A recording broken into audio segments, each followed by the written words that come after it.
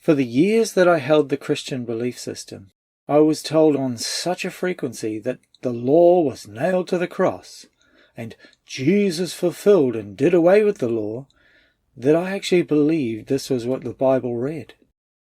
The whole premise beneath this lie of Christianity is that since Jesus has fulfilled the law, we don't need to obey the law.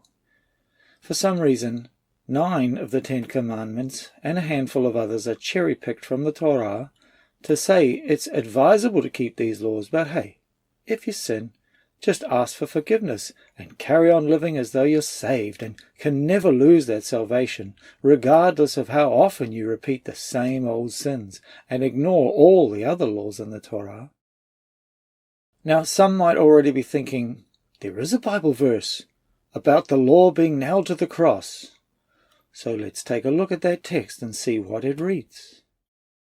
And you, being dead in your trespasses, and the uncircumcision of your flesh, he has made alive together with him, having forgiven you all trespasses, having wiped out the handwriting of requirements that was against us, which was contrary to us, and he has taken it out of the way, having nailed it to the cross.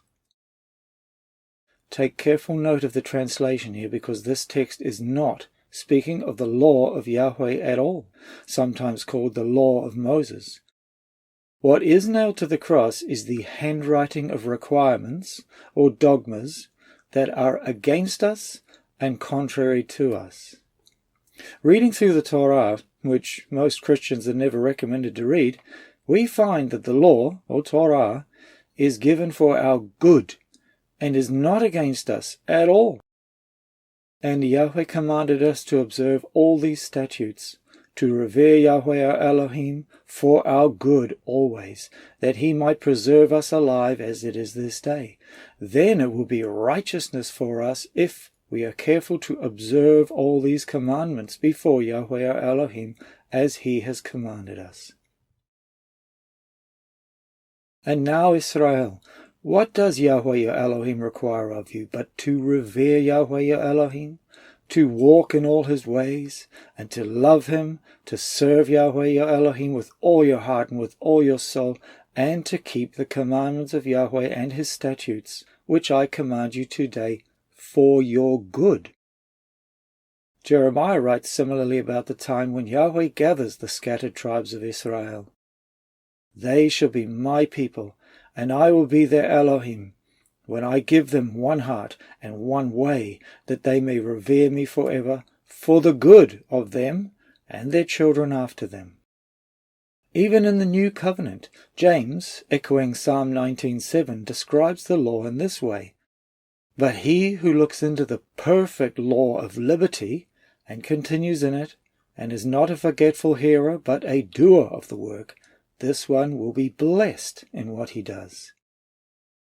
So what are the dogmas that stand against us? The answer is again found toward the end of Deuteronomy after the laws in the Torah are described. These handwritings are the curses that result in ignoring and disregarding the laws of Yahweh, something which we have all done. But it shall come to pass, if you do not obey the voice of Yahweh your Elohim, to observe carefully all his commandments and his statutes which I command you today, that all these curses will come upon you and overtake you. You're welcome to read the entire chapter for yourself for the details of these curses, but these are the dogmas that stand against us and are contrary to us, that were nailed to the cross. For all have sinned, and we are set free from the consequences of our sin, the curses, for disobeying the laws. This is clarified in Paul's letter to the Galatians, which many Christians misunderstand and attempt to use to claim that the law is annulled.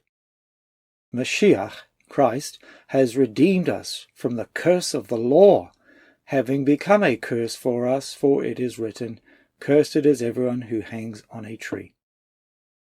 This curse of the law is also referenced in Paul's letters to the Romans when he writes, For sin shall not have dominion over you, for you are not under the law, but under grace. Paul is not speaking of the law or the Torah here, but the law of sin that leads to death, the curse, just as the natural laws of physics dictate that what goes up must come down. If one breaks the laws of the Torah, one is under the curse of death under the law. Paul even continues and writes, "What then? Shall we sin because we are not under the law but under grace? Certainly not. Do you not know that to whom you present yourselves slaves to obey, you are that one's slaves whom you obey, whether of sin leading to death or of obedience leading to righteousness?" This is where Paul defines the dogmas as the curse of the sin leading to death. He also writes something earlier in the book of Romans that should have clarified the point for all those who try and claim the law is irrelevant. Do we then make the law void through faith? Let it not be, but we establish the law. The really offensive thing about the statement that Jesus did away with the law is that Yeshua, the real Hebrew Messiah of Israel, actually said the complete opposite. In one of the most famous discourses in history, Yeshua said, "Do not think that I came to destroy the law or the prophets. I did not come to destroy but to fulfill. For assuredly I say to you, till heaven and earth pass away, one jot or one tittle will by no means pass from the law till all is fulfilled." I don't know about you, but I can still see the earth and heavens out my window, and all is not yet completed. Thus not one yod or tittle has been removed from the law. Yes, Yeshua filled the penalty of sin under death that Paul described, and fulfills the laws appointed to the high priest under the order of Melchizedek. But every yod and tittle of the laws that apply to us as nations grafted into Israel still remains for our obedience. The new covenant for Israel, from Matthew to Revelation, is loaded with scriptures confirming that we are to guard the law and Torah of Yahweh. Here are just a few. "If you keep my commandments, you will abide in my love, just as I have kept my Father's commandments and abide in his love." And it is easier for heaven and earth to pass away than for one tittle of the law to fail. And when they heard it, they glorified Yahweh, and they said to him, "You see, brother, how many myriads of Jews there are who have believed, and they are all zealous for the law. But this I confess to you, that according to the way which they call a sect, so I worship the Elohim of my fathers, believing all things that are written in the law and in the prophets." Do we then make void the law through faith? Certainly not. On the contrary, we establish the law. Therefore, the law is holy, and the commandment holy, and just, and good. Note again how this text confirms yet again that the law is not contrary to us, but for our good. All Scripture is given by inspiration of Elohim, and is profitable for doctrine, for reproof, for correction, for instruction in righteousness, that the man of Elohim may be complete, thoroughly equipped for every good work. Note that when Paul writes all Scripture, he is referring to the First Testament, the Tanakh here, considering there was no New Testament writings at the time. Now by this we know that we know him, if we keep his commandments. He who says, "I know him," and does not keep his commandments, is a liar, and the truth is not in him. Blessed are those who do his commandments, that they may have the right to the tree of life, and may enter through the gates into the city. But outside are the dogs, and sorcerers, and sexually immoral, and murderers, and idolaters, and whoever loves and practices a lie. The lie, which is the topic of this video, is that the law is abolished. John makes this super clear for us by defining what sin actually is. Whoever commits sin also commits lawlessness, and sin is lawlessness. Let's have a look at that word lawlessness. The KJV translates this as transgression of the law. Not man's law. Yahweh does not base his judgment on earthly court rules, but on his law, the Torah. The Greek word used for lawlessness in this text is anomia. That's from G458, illegality, violation of the law, and generally wickedness. The most concerning thing to Christians should be that this same word was used when Yahushua replied to those who say, "Lord, Lord." Many will say to me in that day, "Lord, Lord, have we not prophesied in your name, cast out demons in your name, and done many wonders in your name?" And then I will declare to them, "I never knew you. Depart from me, you who practice lawlessness." The worst thing about this monstrous lie is that in deceiving billions of seekers of truth, Christianity has robbed them of any opportunity to express their love to Yahweh for all the good he has done. John writes repeatedly that our obedience to the law is our expression of love for Elohim. "If you love me, keep my commandments." For years I was told that keeping the law is a burden and a yoke that Jesus has lifted. Yet again, John writes the exact opposite. By this we know that we love the children of Elohim when we love Elohim and keep his commandments. For this is the love of Elohim, that we keep his commandments, and his commandments are not burdensome. This is love, that we walk according to his commandments. This is the commandment that, as you have heard from the beginning, you should walk in it. He who has my commandments and keeps them, it is he who loves me, and he who loves me will be loved by my Father, and I will love him and manifest myself to him. For those who might suggest that Yahshua's commands are somehow different than the laws of Yahweh given in the Torah, be reminded that Yahshua said, "My doctrine is not mine, but his who sent me. If anyone wills to do his will, he shall know concerning the doctrine, whether it is from Elohim, or whether I speak on my own authority." He who does not love me does not keep my words, and the word which you heard is not mine, but the Father's who sent me. If you've made it this far, there's a couple more excuses from Christians that I've heard over and over, and one is the misinterpretation of the Jerusalem Council recorded in Acts chapter 15.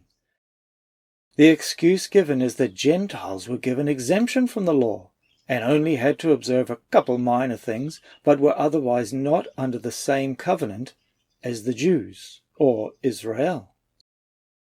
And certain men came down from Judea and taught the brethren, "Unless you are circumcised, according to the custom of Moses, you cannot be saved." But some of the sect of the Pharisees who believed rose up, saying, "It is necessary to circumcise them, and to command them to keep the law of Moses." Now the apostles and elders came together to consider this matter. For starters, most don't even realize the context was regarding the fact that certain men were claiming that Gentiles needed to be circumcised to be saved. The council was therefore called to discuss this very matter, and how it applies in keeping the law of Moses. After all the discussion, the outcome is given in verses 19 to 21, so let's examine this text. "Therefore I judge that we should not trouble those from among the Gentiles who are turning to Elohim, but that we write to them to abstain from things polluted by idols, from sexual immorality, from things strangled, and from blood." What's notable is that there are 4 Old Testament laws given for the Gentiles to obey that are not even part of the popular 10 Commandments. The question should be, why these 4 laws? Because Christians are never recommended to read the Torah, they are devoid of the understanding that the law is the covenant to Israel, and that the promised new covenant is also to Israel. Most Christians are shocked when they read the actual prophecy in Jeremiah of the new covenant. "Behold, the days are coming, says Yahweh, when I will make a new covenant with the house of Israel and with the house of Judah. But this is the covenant that I will make with the house of Israel after those days, says Yahweh. I will put my law in their minds and write it on their hearts, and I will be their Elohim, and they shall be my people.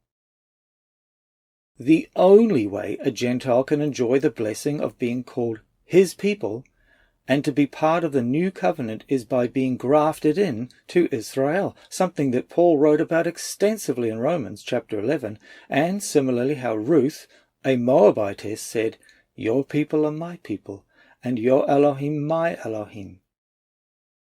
The Torah has always made this distinction. One law and one custom shall be for you and for the stranger who dwells with you. Being part of Israel is the reason these 4 laws are given as mandatory for new converts, because failure to guard these commands results in being cut off from Israel. You can't be considered grafted into Israel and then continue to break laws that result in being cut off from Israel. The first is abstaining from pollutions of idols, which is covered in Exodus 20 verse 22, Leviticus 17 verse 7, Deuteronomy 13 verse 17, Deuteronomy 32 verse 21. He who sacrifices to any Elohim except Yahweh only, he shall be utterly destroyed. The second is sexual immorality, covered in Leviticus 17:7, 18, 6-29, Numbers 25, 1-3. None of you shall approach anyone who is near of kin to him to uncover his nakedness. I am Yahweh. For whoever commits any of these abominations, the person who commits them shall be cut off from among their people. The third is what is strangled, or eating with the blood, covered in Genesis 9 verses 4-5 and Deuteronomy 12 verse 23. But you shall not eat flesh with its life, that is, its blood. Surely for your lifeblood I will demand a reckoning. From the hand of every beast I will require it, and from the hand of man. The fourth is eating blood, covered in Leviticus 3 chapter 17, 7:26-27, 17 verses 10-14, Deuteronomy 12 verse 16. And whatever man of the house of Israel, or of the strangers who dwell among you, who eats any blood, I will set my face against that person who eats blood, and will cut him off from among his people. Most people who read the conclusion of the Jerusalem Council totally miss the 5th law that also results in being cut off from Israel, that is, the Sabbath, and highlights that these 4 laws are only the beginning of learning the Torah. You see, most Gentiles had no clue regarding the laws and commands and how to show their love for Yahweh and follow in the footsteps of Yahshua, which is why the conclusion reads, "For Moses has had throughout many generations those who preach him in every city, being read in the synagogues every Sabbath." The new Gentile converts were expected to go to the assembly every Sabbath and hear Moses, that is, the law of Moses, being read, and obey the rest of the commands. So you see now how this lie has perpetrated itself upon Christianity and deceived billions. For although there are a handful of texts that may appear ambiguous when misinterpreted, there is not one text in the entire Bible that says that any believer in the Messiah is to ignore the law, or that it's fulfilled to the extent that we no longer follow all the commands. Some might genuinely ask, how can I keep all 613 laws? For starters, the 613 total is a rabbinic tradition and in no way matches what the Bible records. A more reasonable number might be closer to 500, but the other more important fact is that the laws are only applicable to whom they are given. The Torah is divided into laws for men, for women, for kings and servants, for farmers and priests, etc. So if you're not a farmer, or a woman, or a servant, those laws don't apply to you. Around 1/3 of the Torah is for priests, and because Yeshua, as our high priest offering in the temple in the heavens, fulfills those laws, that alone leaves 400 or so that are left to divide among men, women, kings, and landlords, etc. If you truly love Yahweh, you will re-examine this issue and hopefully find a true expression of your love in your obedience. Imagine you're a newlywed and your spouse writes you a letter on all the things they love and those they don't like. Is not your natural reaction to seek to do all those things that your partner loves and do your best to avoid all those they detest? Thanks be to our Messiah that he does provide an atonement for the times that we do mess up, but to deliberately live in ignorance or dismiss the good laws of our Creator is not the sign of a true follower of the Messiah of Israel. I trust these scriptures have given you something to consider, so please study this issue and no longer live in doomed ignorance. May Yahweh bless you as you seek to obey.